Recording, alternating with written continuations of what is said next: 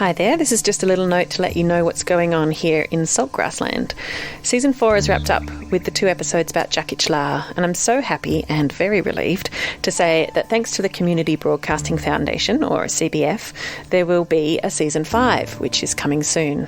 I'm going to have a little break between seasons because, as you may have worked out, this podcast is basically a one-person show, and as much as I love it, it is a lot of work. So I'm going to take a little holiday and then I'll be fresh for Season 5, which will feature compost, community-owned power, land care, bats, rugs, land back, and so much more. So please stay tuned.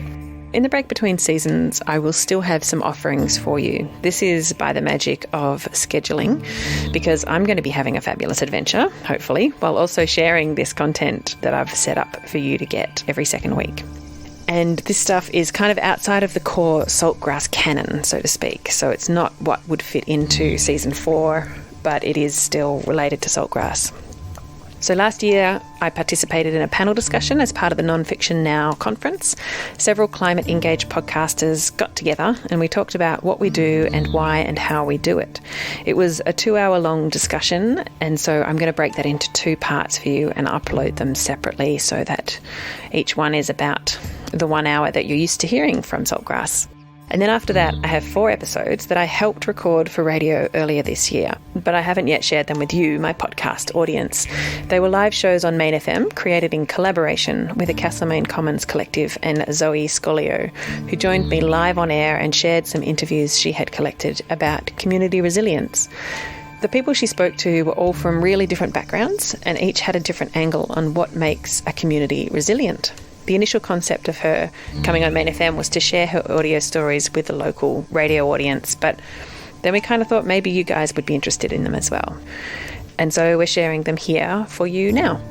If you are looking for more things to listen to, I would love to point you towards a podcast series I made recently with SBS.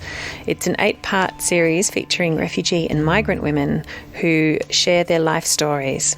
It's called New Home, and unless you're interested in real estate podcasts, I suggest that when you search for it, you include SBS in your search. So type in New Home SBS and you should come up with the right thing on your podcast app.